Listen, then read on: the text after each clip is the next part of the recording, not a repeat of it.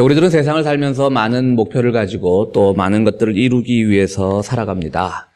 사실 우리들에게 또 젊은 사람들을 우리가 가르칠 때 꿈을 가지라고 하고 비전을 가지라고도 말합니다. 그리고 나이가 먹어갈수록 그 꿈이 점점 약해질 때 우리는 또 늙어감을 서럽게 느끼기도 합니다. 그만큼 사람이라면 누구든지 자기가 이루고 싶은 일들이 있고요. 또 이루고 싶은 일들을 이루고 난 그 성취에 대해서 뿌듯해하기 마련입니다. 이것은 누구나 다 가지는 감정입니다. 거기에다 또 우리가 무언가를 이루었을 때 그것을 향한 또 주변의 칭찬들이 우리들에게 이어지면 또 기분이 더 좋아지는 것이죠. 저 사람이 저걸 해냈구나. 모든 역경을 딛고 해냈구나. 저 사람만이 할 수 있는 일이야. 저 사람이 저 열매를 거뒀구나. 라는 칭찬이 우리들에게 이어지면 기쁜 것은 당연합니다.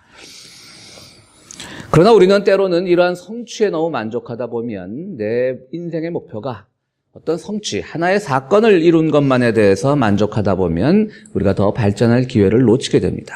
더러는 그 성취에 머물다가 우리는 더 큰, 더 중요한 것을 놓치는 경우도 있습니다.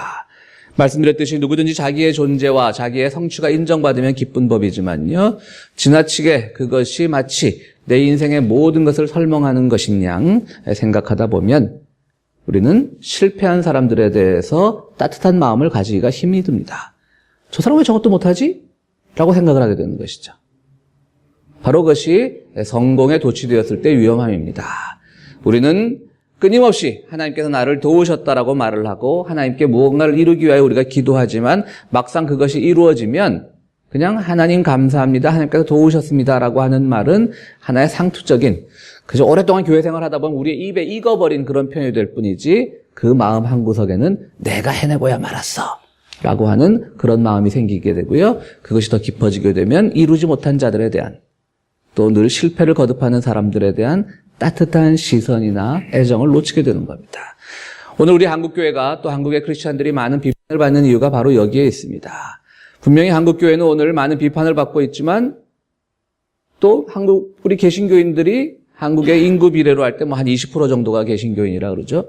그런데 놀랍게도 소위 말하는 한국의 어떤 리더 그룹들, 의견을 이끌어 나가는 그룹들에게서는 60, 70%가 기독교인이라고 하지 않습니까? 흔히들 말하는 사자 들어가는 직업들, 또 중상층의 삶을 영위하는 사람들, 그러다 보니까 이들은 늘 자기 성취에만 만족을 하게 되는 겁니다.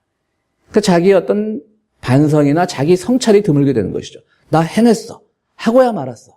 그런데 하나님은 그냥 숟가락 하나만 살짝 얹어준 거야. 내가 하나님의 사역에 내가 숟가락을 얹은 게 아니라 나는 다 혼자 해냈는데, 모든 역경을 딛고 혼자 했는데 그냥 기도하다 보니까 하나님이 잠깐 도와주신 거겠지라고 하는 그런 교만들이 자리 잡게 되는 겁니다. 바로 그런 것들을 어떻게 극복하냐가 우리의 신앙의 성장의 지침인 것 같습니다. 아주 기초가 됩니다. 우리가 자기 성찰이 없이 늘 내가 이룬 것에 대해서 자기 만족만 하게 된다면 그것은 우리의 신앙을 가로막는 것이고 정말 주님께서 우리에게 가르쳐 주시고자 했던 그 복음의 진정성을 우리가 놓치게 되는 일인 것입니다. 오늘 우리는 말씀에서 예수님과 베드로 그리고 다른 여러 제자들과의 일어나는 사건을 보게 됩니다. 오늘 성경에 시몬이라고 나와 있지만 베드로죠. 베드로의 장모가 열병에 걸렸습니다. 그래서 예수님께서 그 장모를 치유해 줬습니다. 그럼 베드로 하면 늘 허둥대고 예수님의 수제자이긴 하지만 뭔가 하나 1%가 부족한, 2%가 부족한 그런 사람으로 늘 우리들에게 인식이 남아있지 않습니까? 그리고 또 예수님의 제자들은 갈릴리 지역에 굉장히 어려운 삶을 살던 사람들이라는 우리의 그런 전제 같은 것들이 있는데요. 실제로 성서학자들의 연구에 따르면 베드로는 그 지역에서 상당히 부유했던 어부라는 그런 학설들이 많이 있습니다. 이스라엘 여행을 가보면 사실 그게 고증이 얼만큼 된 건지는 모르겠지만 또 가이드들이 이것이 베드로의 장모의 집입니다 소개하는 그런 집터가 있기는 해요. 그럼 굉장히 그 집이 커요. 그만큼 잘 살았던 얘기겠죠. 어쨌든 그 지역에서는 유지라고 할 수 있겠습니다. 그 장모의 병을 고쳐줬습니다. 그 장모는 얼마나 마음을 졸였겠습니까? 저 사위라고 하는 게 갑자기 갈릴리 촌 출신의 예언자라는 사람을 쫓아서 가족을 버리고 따라 나서겠다고 하니까 아이고 내가 저 딸 결혼시킬 때 반대할 때 계속 반대했어야 되는데 우리나라 드라마처럼요. 그때 내가 반대를 안 했지. 마음을 얼마나 졸였겠어요. 그러니까 베드로도 그게 내심이 있었겠죠. 그런 생각들이. 근데 이게 참 남의 병 걸린 걸 기회라고 하는 건 조금 그렇지만요. 어쨌든 장모님 병이 걸렸어요. 그러니까 아마 베드로도 굉장히 요때다. 이때 우리가 이 따라가기로 마음먹었던 이 마가복음 1장이니까 지금 막 제자들이 막 예수님을 따라 나서려고 하던 그 시점이에요. 내가 따르려고 했던 저분의 그 기적의 또 치유의 능력으로 우리 장모님을 고쳐주시면 이게 완전히 이거는 되는 사건이다. 이렇게 됐죠. 근데 진짜 고쳤어요. 소문을 듣고 그 집이 크니까 많은 병자들이 다 왔어요. 막 치료를 하는 거예요. 다 고쳐줬어요. 귀신도 쫓아내고 뭐 예수님이 다 하셨어요. 사역 중간에서 하신 일도 아니고 사역 초기에 이런 일을 하신 거예요. 마가복음 1장에서. 요즘 우리가 은어로 쓰자면 처음부터 대박이 터진 겁니다. 쉽게 말해서. 예수님이 그야말로 흥행에 성공을 하신 거예요. 제자들도 굉장히 으쓱해졌을 겁니다. 그런데 예수님이 하신 행동이 뭐죠? 오늘 마가복음에 보면 산 한적한 곳에 가서 기도를 하시는 겁니다.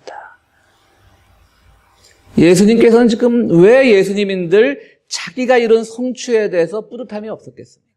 성공하신 거예요. 첫 사역부터 지금 완전히 정말 히트를 친 거예요. 그것도 가장 자기를 따르려고 하는 가장 가까운 베드로의 장모를 치유해 줬어요. 다른 사람의 칭찬도 고마운데 내 측근이라고 할 수 있는 또 나 때문에 좀 예수님 당신 때문에 조금 고민하고 있었을 그 베드로나 그 장모의 병을 치유해 줬어요. 이건 굉장한 사건인 것이죠. 그런데 예수님이 그때 택한 건 뭐냐면 바로 한적한 곳에 가서 기도하시는 겁니다. 자기의 성취에 머물려고 하지 않는 겁니다. 자기의 성공에 머물려고 하지 않는 겁니다. 자, 봤지? 이제 너희들 걱정하지 말고 나를 따라라. 내가 이런 사람이다. 보여주려고 하지 않았습니다. 앞으로 나만 따르면 어느 곳에 가서도 이렇게 환영을 받고 내가 손만 대면 모든 병자들이 일어날 것이며 내가 귀신을 쫓으면 모든 귀신들이 쫓겨날 것이며 라고 자랑하지 않았습니다. 예수님은 그 성취의 자리에 성공의 자리에 그 달콤한 열매의 자리에 머물지 않고 한적한 곳에 가서 기도하시는 거예요. 예수님의 그 마음을 모르는 제자들은 막 찾습니다. 아니 지금 낚아가지고 지금 사람들 앞에서 더 의시되고 지금 더 많은 사람을 고쳐주고 우리의 첫 사역이 이렇게 성공을 했습니다. 이제 우리의 앞에는 탄탄대로만 있습니다. 이거를 홍보를 해야 될 양반이 어디가 있지라고 하는 것이죠. 막 예수님 찾아다녔다는 얘기예요. 어디 가셨지 이분이? 겨우겨우 기도하시던 분을 찾아냈습니다. 그때 예수님이 하신 말씀이 뭐죠? 빨리 이 마을을 떠나자. 이 고을을 떠나자. 나는 복음을 전파해야 된다. 이게 아주 중요한 말씀입니다. 우리의 믿음은요, 하나님의 말씀을 찾아가는 일입니다. 하나님의 말씀이 오늘 우리들에게 어떤 삶의 근원이 되고 우리의 삶을 어떠한 방향으로 이끄는가를 고민하는 것이 우리의 믿음의 길입니다. 주님께서는 바로 그 일을 하시려고 했던 겁니다. 그래서 더 힘든 길을 가시는 거예요. 지금 이 성취의 자리 하루 정도 더 있으셔도 돼요. 그렇잖아요. 그 부잣집 베드로 장모 집에서 하루 정도 잘 대접받고 병 치료받았다고 귀신 쫓겨났다고 그 주민들이 가져오는 선물도 좀 챙기시고 한번 의습도 해보시고 그래도 누가 탓하지 않을 거예요. 그 자리에 평생 있으실 분 어차피 아니니까요. 그래도 그거조차도 못 견뎌 하시는 거죠. 빨리 떠나야 된다. 여기 있다가 성경 말씀에 그런 내용이 나오지 않지만 또 주님께서는 하나님과 동등본체이기 때문에 그럴 리는 없지만 그냥 우리 인간적으로 생각하면 여기 있다 내가 타락하겠다. 내가 망가지겠다. 빨리 이곳을 떠나야 된다. 하룻밤 기도 끝에 그런 결론을 얻으셨던 겁니다.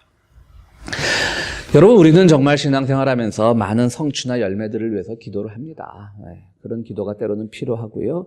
또 우리가 그 드린 기도 덕분에 우리의 어려운 일들이 해결되는 많은 간증들이 있고 많은 경험들이 있습니다. 그러나 주님께서 진정으로 바라시는 건 뭐냐면요. 그 순간 다시금 새로운 하나님의 일을 하라는 겁니다. 그 성취에 너무 머물지 말라고 하는 겁니다. 그 새로운 하나님의 일이 뭐냐면 바로 다른 마을로 가자. 복음을 전하는 일이다. 오늘 우리는 예수님이 아니기 때문에 우리의 주거 공간과 우리의 삶의 터는 고정이 되어 있기 때문에 어디로 떠날 수는 없지만 그러나 우리는 적어도 내가 이루었던 그 성취라고 하는 가상의 공간은 떠나서 새로운 복음 전파를 위해 가야 되는 것이죠. 우리가 전도나 선교에 대해서 많은 말을 합니다. 올해도 우리 전도도 해야 되고 선교도 해야 되죠. 그러나 오늘 한국교회에서 전도나 선교 같은 것들이 얼마나 비아냥의 대상이 되었습니까? 이 보수적인 근본주의자들은 그냥 예수 천당 불신 지옥 외치면서 사람들의 눈살을 찌푸리게 하고 반대로 우리 교회 같이 조금 더 합리적으로 신앙생활을 하는 사람들은 전도나 선교라는 것 자체 아주 냉소적인. 그걸 왜 해, 우리가 촌스럽게. 자기 삶은 다 자기가 알아서 하는 거지. 다들 그러시잖아요. 그죠? 인정하시죠? 전도 안 하시잖아요. 뭐 그렇다고 제가 큰 소리 친다고 그러는 당신은 라고 한다면 저도 뭐 할 말은 없습니다만은 왜 이렇게 너무나 이렇게 양극화가 돼 있어요. 한쪽 사람들은 너무 천박하게 마치 자기가 하나님이나 된 양 뭐 한국교회 어떤 동영상 같은 거 유튜브 같은 데서 많이 뜨는 것들 있잖아요. 뭐 지하철에서 스님 머리에 손 얹고 막 안수하고 이런 천박한 행동들을 하는 거예요. 그러니까 그게 싫으니까 또 우리 같은 사람들은 아예 전도나 선교 같은 것들을 입에 오르려고 하지 않아요. 하나님이 하시겠지. 말들은 잘하시잖아요. 내가 삶의 자리에서 열심히 살면 나보고 하나님을 믿는 사람이 늘어나겠지. 자신 있게 말씀하실 수 있으세요? 내가 살아가는 모습을 보고 누군가가 변화가 되어서 하나님을 믿기로 다짐을 했다. 그것도 쉬운 일은 아니죠.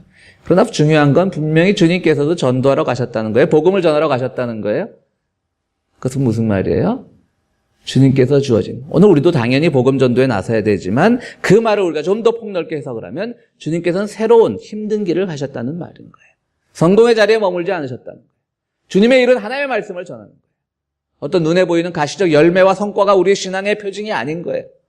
내가 정말 얼마나 하나님의 말씀을 전하고 정말 내가 오늘 우리의 삶의 자리로 돌아보면 내가 숫기가 없어서 누군가에게 하나님을 믿으세요라고 말은 하지 못하지만 하나님의 말씀을 전하는 것과 다름없는 내 삶 속에서 실천을 해나가고 그러나 내가 그 실천을 함으로써 때로는 누군가로부터 내가 끊임없이 손해를 입어야 되고 누군가에 끊임없이 양보를 해야 되고 누군가에게 끊임없이 희생을 강요당해야 되는 그 어려운 길을 가야 된다라고 하는 것이죠. 나는 예수 잘 믿고 그래서 이만큼 잘 이뤘어라고 하는 것이 복음의 본질이 아니라고 하는 겁니다.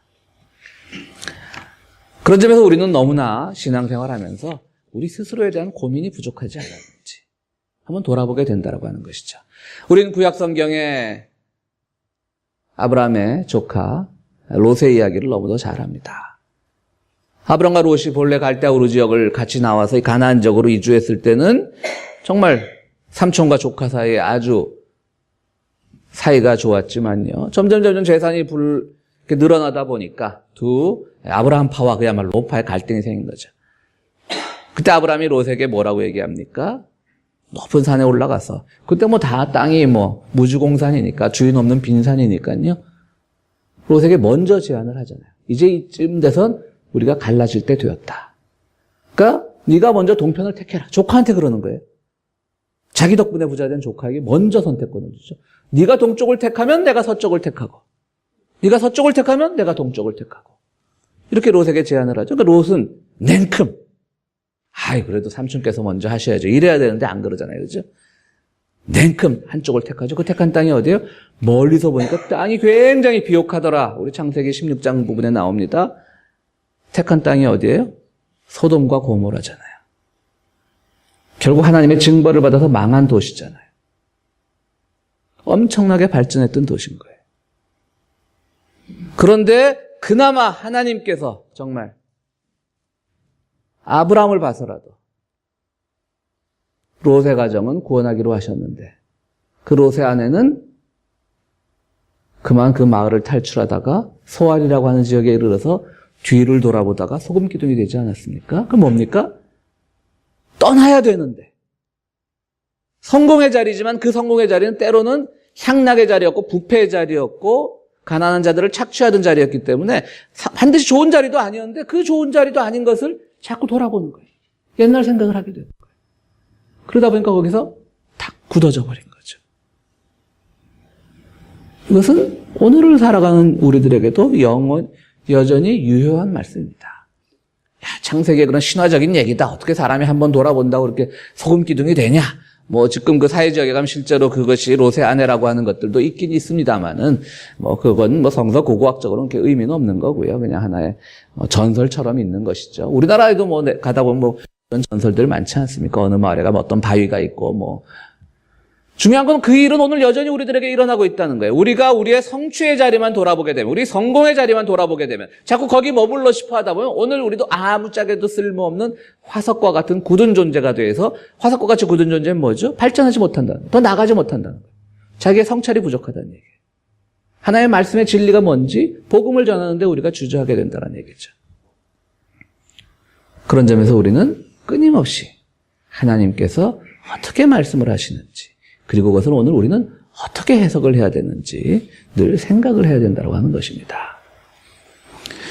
예전에 제가 한번 드린 적이 있는 말씀인데요. 우리 큰애가 지금은 뭐 대학 졸업하고 이제 직장을 다니는데, 그 애가 고등학교 때, 한 7, 8년 전이 됐죠.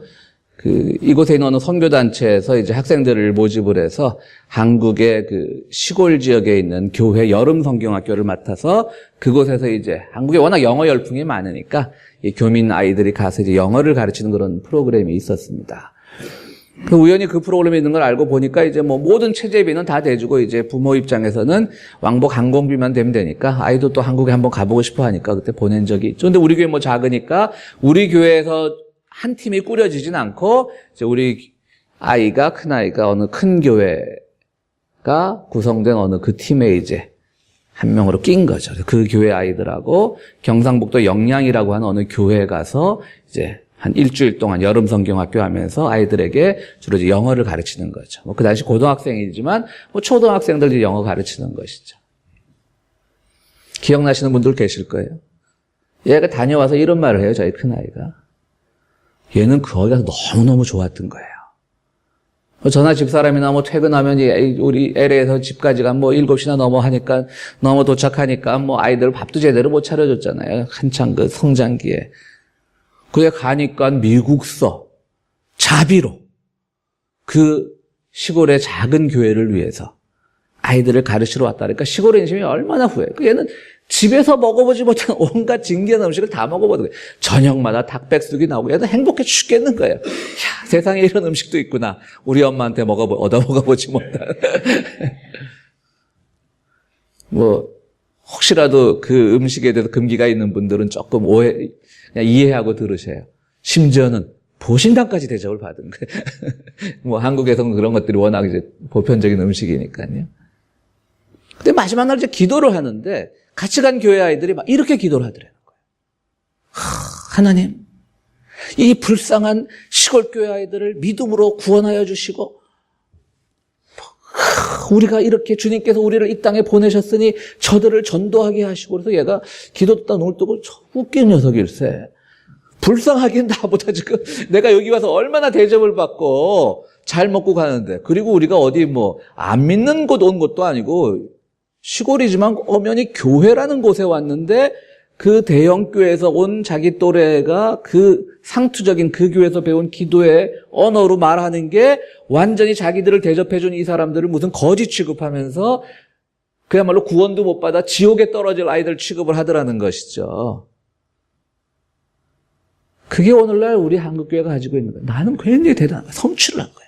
난 큰 교회 교인이야. 시골교회 가서 집보다 더 잘 얻어먹고 와도 얘들은 그쪽은 항상 보기에는 그저 구원도 못 받고 지옥불에 떨어지고 가난에 찌든 그렇게 보이는 거예요. 그래서 우리 아이가 아주 큰 깨달음을 얻고 왔습니다. 돌아와서 이런 말을 합니다. 아빠가 대형교회 왜 싫어하는지 이제 알았어. 애들이 아주 그냥 정상이 아니더라는 거지. 어디 거기 가서 감히 걔들을, 그 시골교회 아이들을 마치 우리의 선교 대상인 것처럼 그렇게 기도를 하냐는 것이죠. 제가 이 말씀을 왜 드리냐면 오늘 우리의 신앙도 마찬가지예요. 마치 우리가 신앙생활에서 우리가 굉장히 어떤 대단한 것을 하고 있다고 생각을 하는 거예요. 아니요, 우린 끊임없이 낮아져야 되는 겁니다. 분명히 주님께서 우리들을 축복하셔서 우리가 성취라고 할 만한 것들, 감사의 기도를 드릴 수밖에 없는 것들, 우리가 이민자로 살아가면서 이 어려운 현실을 이겨내게끔 주님은 분명히 우리를 도와주셨고 우리는 그 혜택 속에 살아가는 걸 부정하자는 뜻이 아닙니다. 분명히 그렇게 살았습니다. 저도 그러한 신앙 고백들, 그러한 감정들이 무궁무진하게 많이 있습니다. 그러나 우리는 바로 그 순간 거기에 안주하지 말고 더 새로운 성취를 향하여 나가자는 뜻이 아니라 주님께서 말씀하신 그 더 힘든 길, 그리고 그들과 함께 가는 길, 아파하는 자들과 아파하는 길, 그 길로 가라고 우리들에게 말씀을 하시는 겁니다. 사도 바울은 오늘 고린도전서 9장에서 우리들에게 이렇게 얘기합니다. 나는 어느 누구에게도 얽매이지 않는 자유로운 몸이지만 많은 사람을 얻으려고 스스로 모든 사람이 종이 되었습니다. 유대 사람들에게는 유대 사람을 얻으려고 유대 사람같이 되었습니다. 율법 아래에 있는 사람들에게는 내가 율법 아래에 있지 않으면서도 율법 아래에 있는 사람을 얻으려고 율법 아래에 있는 사람같이 되었습니다. 또 율법이 없는 사람에게 또 율법이 없는 사람같이 되었다라는 거예요. 약한 사람들 앞에서는 또 약한 사람이 되었다라고 하는 겁니다. 아주 중요한 말이 있습니다. 오늘 우리 교동문 마지막 나오는 말씀인데요. 나는 모든 종류의 사람에게 모든 것이 다 되었습니다. 사도 바울의 복음의 전략은 뭐였죠? 복음 선교의 전략은, 전도의 전략은 그들의 자리에 있는 거였습니다. 어떤 사람이 막 율법주의에 빠져 있으면 사도 바울처럼 또 회심 전에 율법에 강했던 사람이 어디 있어요? 자기도 굉장히 율법 학자인 것처럼 행세하는 거예요. 왜? 그를 위해서. 그 앞에 가고 당신 율법은 틀렸어 이러고 가르치지 않았어요. 사도 바울의 우리 이 서신들을 보면 엄청나게 율법을 비판하고 있지만 그것은 어떤 진리를 가르쳐주기 위한 것이었지. 복음 전도 현장 가서 율법을 강조한 사람이 있으면 거기 가서 맞춰줬어요. 또 율법이 없는 사람한테는 또 맞춰줬고, 믿음이 없는 사람에게는 믿음 없는 척 해줬고, 또 약한 사람에게는 약한 척 해줬다는 것이죠. 굉장히 여러분 사도 바울의 중요한 신학 중에 하나입니다. 나는 모든 사람에게 모든 것이 되어주었습니다. 오늘 우리의 신앙도 이와 같아야 됩니다. 분명 우리 주변에는 우리와 다른 생각을 하는 사람들이 있고 또 우리와 다른 형편과 처지에 놓인 사람들이 있습니다. 주님께서 걸어가신 그 복음의 길이라고 하는 것은 뭐냐면 전도의 길이라고 하는 것은 바로 그들과 같이 되어져서 그들과 함께 그들의 눈으로 세상을 보고 그들과 함께 울고 웃어준다라고 하는 겁니다. 말씀드렸듯이 오늘 우리의 전도라는 것들이 참 중요함에도 불구하고 왜 그렇게 세상으로부터 비아냥의 대상이 되었습니까? 그들을 위해 내가 모든 것이 되어주는 것이 아니라 그들을 자꾸 내 틀 안에 끌어들이려고 하는 거죠. 나봐. 예수 믿고 이렇게 잘 살잖아. 나봐. 예수 믿고 기도해서 우리 애가 이렇게 잘 됐잖아. 자, 교회 가자. 여러분들 전도하실 때 절대 그렇게 하지 마세요. 그렇게 해서 믿어진 전도된 사람은요, 올바르게 성장도 못합니다. 저 사람이 예수 믿고 부자 돼서 나도 왔는데 나 왜 부자가 안 되지? 에라 모르겠다로 떠나가는 거죠. 우리는 주님의 길을 고난 속에 함께 걸어가는 것. 그것이 가장 귀한 복음의 전도인 겁니다. 그것을 통해서 우리가 주변의 여러 사람들에게 우리가 돌아보고 그들의 시각으로 세상을 바라보고 그들과 함께 고민하고 울고 웃을 때 하나님께서 우리와 함께 하시고 정말 하나님께서 이루시고자 하는 하나님 나라의 뜻이 이 땅에서 이루어지는 것입니다. 그렇습니다. 심리학에서는 그런 얘기들을 많이 합니다. 상처에 머물지 마라. 어릴 때 예를 들어서 무슨 상처를 받았다라고 하면 그 상처가 평생 그의 트라우마가 돼서 그를 지배하는 경우가 많이 있습니다. 뭐 정신과 치료를 받거나 그러다 보면 자꾸 그런 것들을 물어보죠. 예전에 어떤 상처를 받았느냐, 심지어 아버지에게 어떤 못된 짓을 당했느냐, 엄마로부터 무슨 사랑을 제대로 받지 못했냐, 이런 것들 계속하죠. 그래서 심리학자들이나 정신분석학자들이나 정신과 의사들이 하는 말은 늘 같아요. 그 상처의 자리, 아픈 자리에 머물지 마라. 맞는 얘기입니다. 그런데 우리의 복음은 하나 더 갑니다. 물론 우리도 말씀에 따라서 아픈 자리나 상처나 과거에 쓴 경험에 머물지 말아야 되는 것이지만 그것은 심리학에서도 할 수 있는 말입니다. 오늘 예수님은 우리들에게 이렇게 말합니다. 성공의 자리에도 머물지 마라. 왜 거기 머무느냐? 예수님 첫 사역부터 베드로의 장모를 거쳐주고 그 지역 많은 사람들을 전도하는 엄청난 큰 사역의 성공을 거두었지만 그분이 결정하신 건 밤새 기도하면서 그분도 참 고민 많이 했을 거라고요. 하루만 더 있어볼까? 아니면 여기다 그냥 교회 하나 차릴까? 그때 교회란 개념은 없었지만요. 이렇게 나를 따르는 사람들이 많은데 일주일만 있다 갈까? 헌금 좀 모금하고 갈까? 왜 그 생각이 안 드셨겠어요? 그러나 주님은 기도하시다 떠나기로 한 겁니다. 오늘 우리 복음의 진리는요, 정신분석학이나 정신상담보다는 한 단계 더 위에 있어야 되지 않겠어요?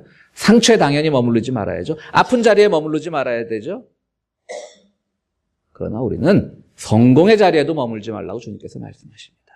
네가 이룬 것에 대해서 너무 만족하지 말라고 하십니다. 그것이 잘못 해석이 되면 그걸 더 큰 거를 만족하기 위해서 더 큰 걸 이루라는 뜻이 아니라 바로 그 순간 내가 이룬 성공이 아니라 그렇지 못한 이들을 향하여서 눈을 돌리는 것. 그것이 주님께서 가셨던 복음 전도의 길이고, 그 과정에서 오늘 우리가 이 한 해 2015년 정말 교회의 성장을 위해서 우리가 누군가를 전도하고 선교해야 한다면 그것이 우리의 전도의 방침이 되어야 되는 겁니다. 내 식대로 누군가를 끌어들이는 것이 아니라 내가 누군가에 가서 항상 그가 되어주는 것, 모든 것이 되어주는 것. 그것이야말로 올 한 해 우리가 살아가면서 우리들에게 주어진 어떤 전도의 방침, 전도의 기초가 되어야 될 줄로 믿습니다. 사랑하는 성도 여러분, 하나님은 낙원에 머물지 않는다라는 말이 있습니다. 하나님은 우리가 성경을 읽을 때 창세기부터 늘 제일 먼저 고민하는 게 있죠. 과연 아담과 하와의 그 타락이라는 것이 주님께서 의도하신 거냐? 주님께서 우리의 모든 것을 섭리하시고 예정하시면 그들이 타락하지 못하게끔, 뱀의 꼬임에 받지 못하게끔 주님께서 미리 손을 쓰셔야 되는 거 아닌가? 그게 초신자들이 늘 고민하는 부분이죠. 또 우리는 그런 고민하지 말자고요. 그건 다 주님께 맡겨두고요. 중요한 거는 하나님께서도 아담과 하와가 낙원에서 쫓겨날 때 그들과 함께 낙원을 나왔다라는 그 은유를 우리가 배워야 됩니다.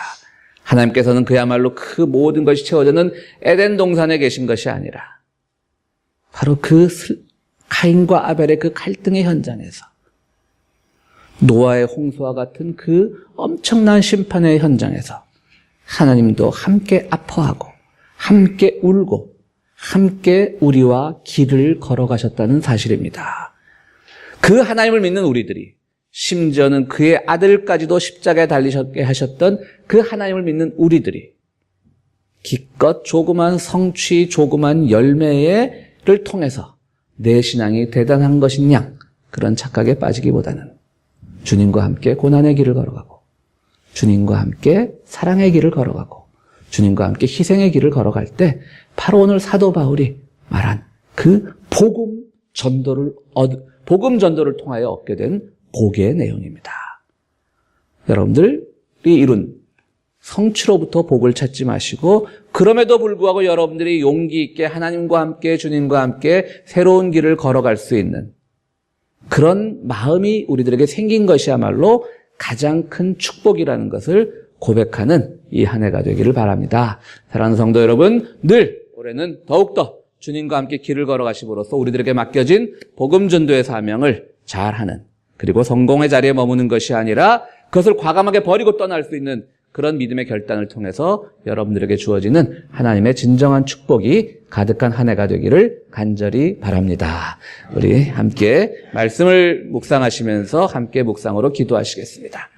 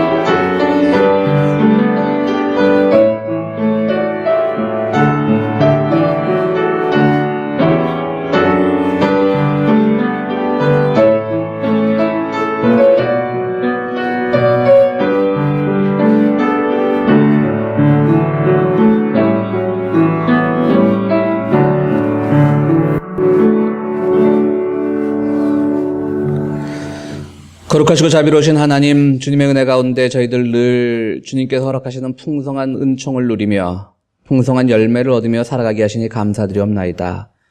주님께서 우리 삶 속에 들어오셔서 우리를 축복하시고 우리들에게 많은 열매를 주심은 우리가 그 은총에 힘입어 더욱더 새로운 주님의 길을 향하여 떠나라는 주님의 명령임을 모르고 우리가 행여 우리가 이룬 작은 것들에 안주한 것은 아닌지, 우리가 이룬 성취를 통하여 하나님을 찬양한다라고 하면서 그 앞에서 나를 먼저 내세운 것은 아닌지 돌아보는 시간이 되기를 원합니다. 저희 사랑하는 평화의 교회 성도들 2015년 살아가면서 주님과 함께 험난한 길도 주저하지 않고 걸어갈 수 있는 믿음의 담대함을 우리들에게 허락하여 주시옵소서. 주님께서 주시는 모든 열매들은 고맙고 감사하지만 그것에 안주함으로 주님께서 진정으로 가르치시고자 한 것을 놓치는 저희들이 되지 않도록 축복하여 주시옵소서.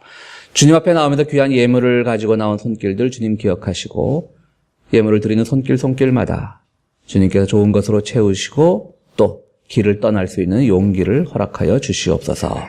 예수 그리스도 이름으로 기도하옵나이다. 아멘.